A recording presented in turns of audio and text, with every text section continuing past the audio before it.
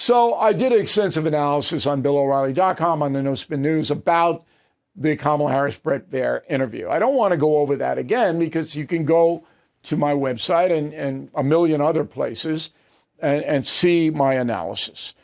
But I want to tell you something personally about this race. Okay, now everybody knows that I'm a traditional American. I am not a doctrinaire conservative. It's not where I live. I want problem solvers in office. I vote for Democrats if I feel that they are smart and honest and have solutions. I vote more for Republicans because in my traditional belief system, they are closer to that than liberal Democrats. It's as simple as that. I don't know Kamala Harris. I do know Biden a little bit. In my book, Confronting the Presidents, I label him the second worst president in our history, behind James Buchanan, because Biden created problems. He didn't inherit them and was clueless like Jimmy Carter was. He created the open border. He created the massive inflation. He created the weakness overseas when he surrendered in Afghanistan. It was him. Harris had nothing to do with any of that, but she cheerleaded it. Oh, it's great. To this day, as we all know, I wouldn't do anything differently. Yeah, you do the same debacle we saw in Afghanistan, madam? You do that? Apparently she would. So Baier gets her in there for an interview. I don't know why she did the interview, because she obviously despises Fox News. She went in there dripping with condescension, 15 minutes late, like, these people. And I don't really blame her, because if you watch Fox News primetime, they hate her, okay? So, yeah, she's giving it back. But she does the interview. So when you agree to do that, a Q&A, there's a level of respect that is usually in play. So I've interviewed 6 presidents, right? Hard interviews because you got to respect the office. And I've interviewed countless numbers of people who wanted to be president. I've never had anybody refuse to answer any of my questions. I've had people who dodged. I'd have people who just said, look, I'm not answering that, or whatever it may be. Kamala Harris did not answer one of Baier's 10 questions. Not one. That's insulting to Baier, of course. And Baier had to interrupt, and that's what she wanted. She wanted him to look boorish. But to me, as an American, as a voter, I was insulted. This woman could be the next president of the United States. And she won't answer any questions about the open border or inflation or anything that matters to people.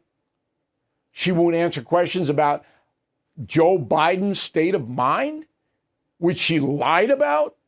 And there's no doubt she lied about it. She spoke, the interview was 28 minutes, as I documented.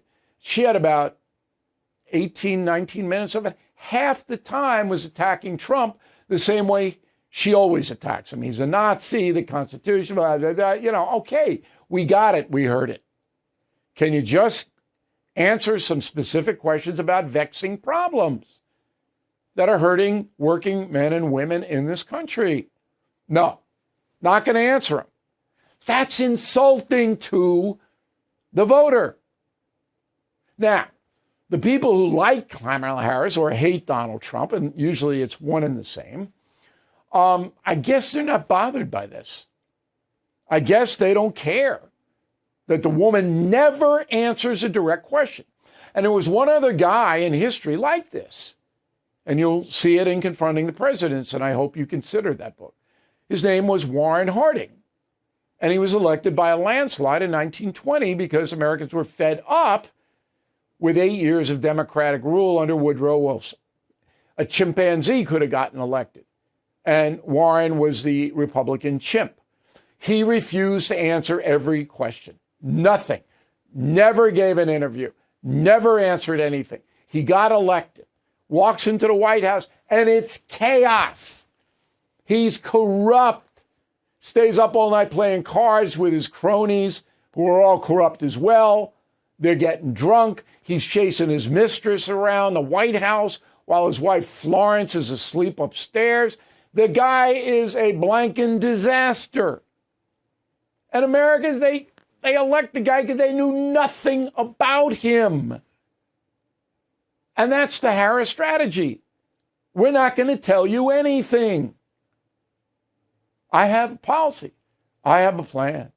My policy. I'm going to give $25,000 to every first-time homebuyer. No, you're not, lady. Number one, that's unconstitutional. Number two, we have a $35 trillion debt, and that would bankrupt the U.S. Treasury. That's never going to happen. So when you say it's my policy, that's a fantasy. Okay? It can't happen. Doesn't matter to the people who are going to vote for Kamala Harris.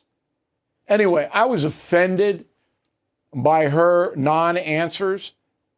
I expect a modicum of honesty and responsibility from people who run for president. Thank you for watching. To view full episodes of the No Spin News anytime, sign up to become a BillO'Reilly.com premium or concierge member today.